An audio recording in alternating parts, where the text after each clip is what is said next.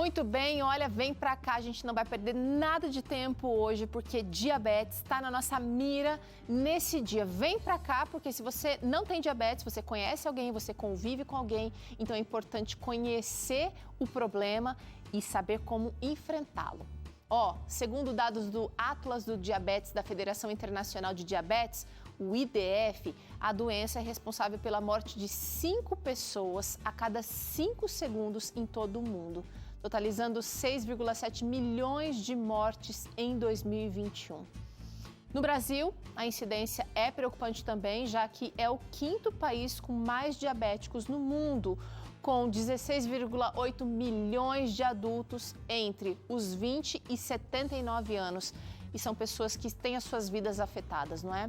Mesmo se tratando de uma doença já bem conhecida pela população e que tem prevenção, tem tratamento, ainda nós temos que lidar com dados tão alarmantes, tão difíceis, né? Não são só números, são pessoas, são gente que a gente convive, né? E é por isso que a gente vai aproveitar que hoje é o Dia Mundial de Conscientização do Diabetes para conversar com a endocrinologista, a doutora Sarina Okpint, aqui com a gente hoje. E ela vai nos ensinar como é que a gente pode lidar melhor, ou ficar longe dessa doença, melhor dizendo. Doutora Sarina, bem-vinda ao programa. Que prazer estar recebendo a senhora aqui para falar de um assunto tão importante. Tudo bem aí? Tudo bem, eu que agradeço, Peru. Doutora, como é que o diabetes acontece? A gente está falando agora de uma doença antiga, num mundo que tem tantos avanços, mas que ainda não conseguiu driblar dificuldades do diabetes. Como é que ele acontece no nosso corpo, por favor? Bem, nós temos a diabetes do tipo 1, que ela é genética. Então, essa não tem jeito de se evitar. Quando a pessoa tem uma tendência a ter, vai aparecer mais cedo ou mais tarde, e normalmente é quando jovem. Porém, essa diabetes epidêmica aí que nós estamos falando, é uma diabetes que ela vai ser causada ao longo da vida e ela é relacionada aos hábitos de vida que a pessoa tem. Mesmo que ela pode ter uma tendência genética, ela vai ser adiantada se a pessoa tiver maus hábitos. Doutora Sarina, minha avó tinha diabetes. Eu me lembro que a gente não tinha tantos recursos para identificar o problema, mas o diabetes ele vai dando sintomas, embora seja uma doença silenciosa, embora a gente não consiga acordar um dia e falar assim, acho que eu estou com diabetes. Não, a gente vai percebendo esses sintomas ao longo do corpo. Eu quero trazer eles aqui, porque olha, essas maquininhas aqui, na época da minha avó, não vendia na farmácia não, a gente fazia só testes no laboratório, né? Então eu quero tratar de sintomas aqui. Esse aqui, olha, vontade constante de urinar. Começa do dia para a noite, doutora? Não. E começa às vezes a pessoa querendo beber mais água, vendo que a frequência urinária está maior, às vezes acorda à noite para urinar, ela vai acontecendo progressivamente. Mas é muito comum aumento da vontade de urinar com aumento da vontade de beber água. Beleza, vamos ver outro sintoma aqui. Náusea. Essa é bem inespecífica. Muito inespecífico. Só com isso a pessoa não diagnostica. Porém, se ela procura um médico e como o exame da glicemia ele faz parte de um rol básico, normalmente é diagnosticado aí. Legal, legal. Então, ficar esperto, tá? Outro sintoma, vômito. Segue a mesma lógica, né, doutora? Também bem inespecífico, por isso que é sempre bom a gente procurar ajuda médica, né? Olha aí, porque os médicos vão, gente, fazer aí uma investigação, fraqueza, outro inespecífico.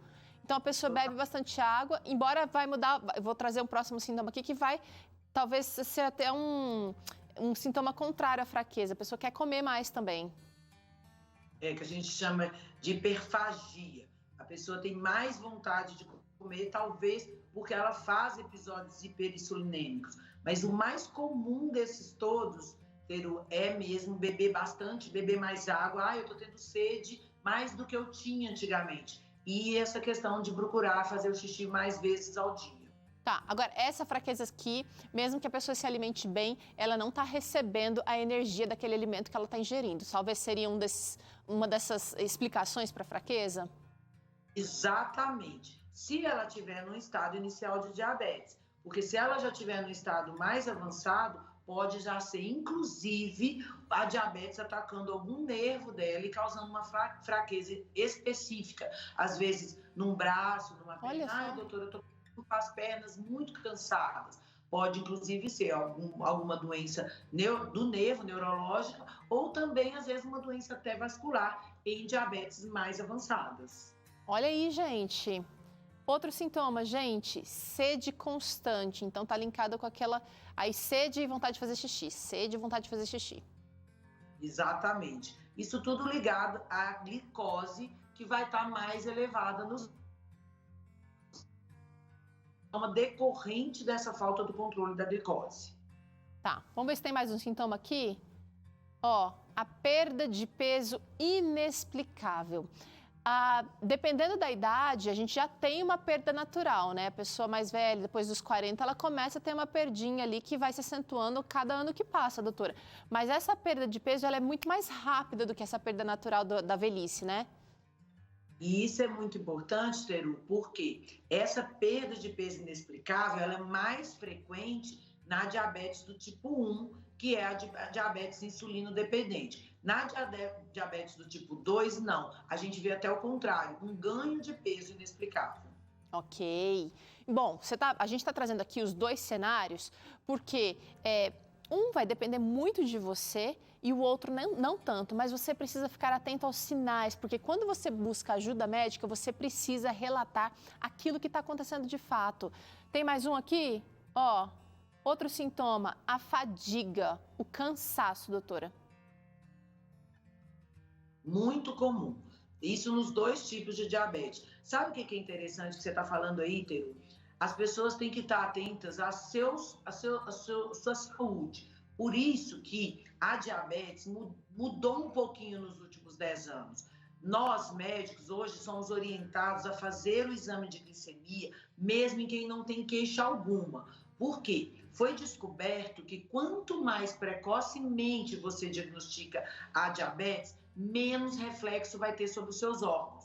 Então, nos últimos anos, as sociedades de endocrinologia criaram a pré-diabetes, quer dizer, uma forma de você diagnosticar o resultado glicêmico mesmo antes de você ter a doença instalada. Para quê? Porque eles descobriram que era muito comum você diagnosticar a diabetes já instalada e ele já ter efeito sobre algum órgão, e às vezes algum efeito irreversível. Bom, gente, isso acaba sendo mais barato para você, que depois não vai ficar tão dependente de remédios para não só controlar a diabetes, mas resolver outros problemas que o diabetes tenha causado na sua saúde, mas mais barato para os planos de saúde, mais não só economicamente, mas menos efeitos colaterais. Então, ficar esperto aos sintomas é importante por conta disso. O último sintoma que eu vou trazer aqui também é bem clássico, que é o aumento da fome. Por algum alimento específico, por mais doces ou não, doutora? Não necessariamente. Esse aumento da fome, normalmente, mais no diabetes do tipo 2, no do tipo 1, pode ter até uma diminuição da fome, tá? Então, isso vai depender muito. Todos esses dados, hoje, já são mais raros da gente encontrar. Eu formei em 1994. Então, antigamente, a gente via muito isso. Hoje, como as pessoas já têm mais hábito de fazer exames de rotina, a gente vê menos esse quadro aí bonitinho das queixas da diabetes. E isso é maravilhoso, porque a gente consegue evitar que o paciente já tenha a doença instalada, né? Mas embora a gente tenha esse fator aí ao nosso favor, a gente tem alguns outros que pioraram a nossa possibilidade de ter diabetes, que é o nosso estilo de vida, na verdade. Vamos trazer aqui na nossa tela agora fatores de risco para diabetes. Olha, pressão alta, quem tem maior possibilidade, está mais vulnerável ao diabetes, doutora? Sim, pressão, as doenças cardíacas e as doenças metabólicas, como a diabetes, elas andam como se fossem irmãs. Tanto a pessoa que tem diabetes tem mais chance de ter doença cardíaca, como pessoas que têm doença cardíaca têm mais chance de ter diabetes. E ambos os casos, essas doenças são preveníveis. Então, a gente pode ter hábitos saudáveis, isto é, baseado na dieta e na alimentação, e que a gente pode ou evitar essas doenças ou pelo menos atrasar ao longo da vida. Tá, então vamos trazer aí na tela de novo, ó, pressão alta, colesterol e triglicérides alto, sobrepeso, principalmente por volta aqui, ó, da cintura e a genética.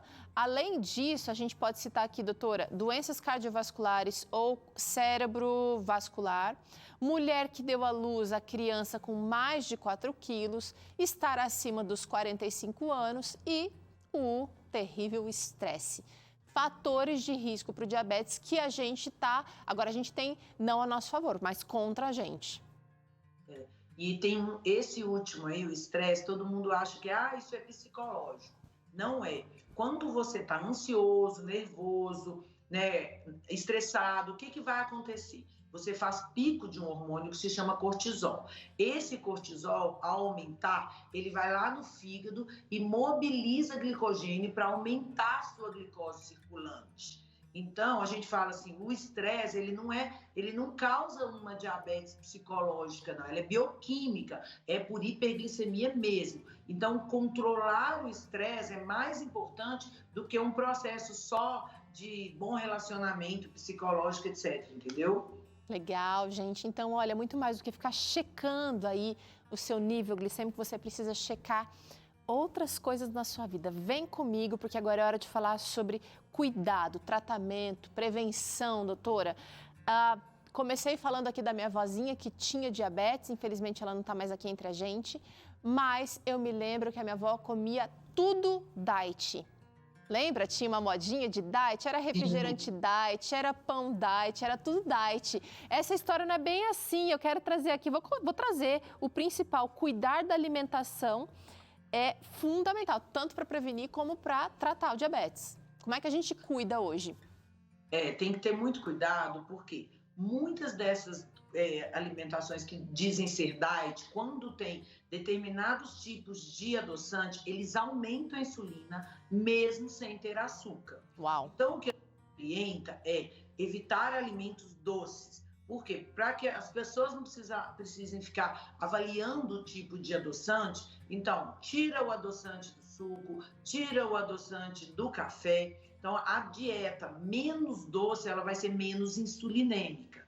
E por que isso? Porque a diabetes é uma doença causada pela dificuldade que a insulina tem de ajudar a glicose a entrar dentro da célula. Ok. E até isso vai progredindo, até que a pessoa pode até ficar sem conseguir produzir a insulina pelo pâncreas.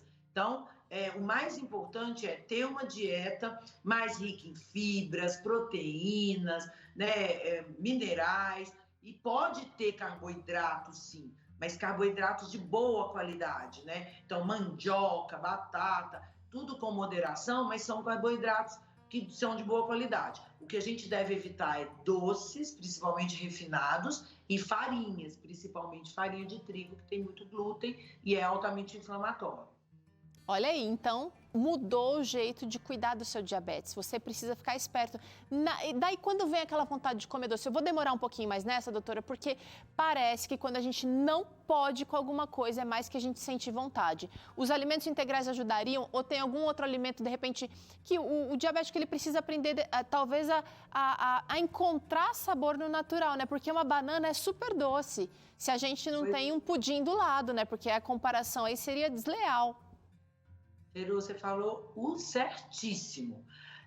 Frutas, por exemplo, quando você chupa uma laranja, quando você come uma uva, quando você come uma goiaba, você está comendo ali um pouquinho de açúcar, tá? Mas é dentro de um contexto. Então, aquela fruta ela é cheia de fibras, então a absorção vai ser muito melhor. Então, o índice glicêmico, a carga glicêmica desse alimento vai ser bom. Agora, quando você come um pudim, aquilo ali vai fazer um grande pico de insulina no seu corpo. Então, ele é altamente inflamatório e destrutivo para a progressão da sua diabetes. Então, fica de olho, fica esperto na sua alimentação e invista numa alimentação boa para você. Outro cuidado importantíssimo para o tratamento e também prevenção é beber água. Então, quando a pessoa é diagnosticada com diabetes porque ela estava bebendo muita água, na verdade ela não está fazendo errado. Talvez seja um estímulo natural do corpo para tentar eliminar um pouco desse excesso de açúcar circulando. É uma defesa do corpo. O que a gente tem que ter cuidado é da pessoa não se desidratar. Então, quando você corrige aquela glicemia, aí ela precisa se manter hidratada, independente dela estar com um excesso de sede. Então, a gente tem que calcular essa dose para as pessoas, não é quanto mais água tomar que é melhor, não. Okay. Mas um adulto, 2,5 litros de água para um adulto, no máximo 3, está muito bom. O que não pode é porque as pessoas elas passam durante o dia e ao invés delas se hidratarem com água, elas se hidratam com refrigerante, né, com sucos altamente concentrados, que são extremamente doces. Foi bom eu ter falado da laranja, porque a laranja é maravilhosa, mas o suco de laranja é açúcar puro. Mesmo que esteja vindo da fruta, ele ali foi tirado as fibras, então ali já não é mais a fruta. E ali pode sim causar um pico de glicemia muito alto para essa pessoa. Então, comer uma laranja com bagaço, comer uma mexerica, que você vai extrair o suco, mas vai engolir o bagaço, é muito melhor do que tomar um copo de suco, né, doutora? Sim. Sim, o copo de açúcar é uma concentração que a gente chama não só da açúcar, mas é um açúcar que é altamente prejudicial ao organismo, que é a frutose. E o diabético, ele já tende a ter doenças no fígado. E o excesso de frutose por esses sucos, mesmo naturais, laranja, uva, esses sucos muito doces, manga, eles podem prejudicar ainda mais o fígado. Legal, então, você está entendendo, né? É preciso...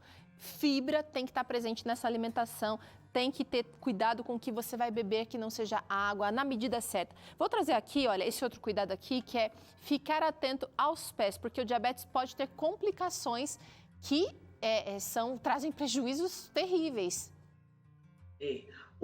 A doença, né, o diabetes, ele vai fazer com que a pessoa tenha picos de glicose no corpo ao longo do dia.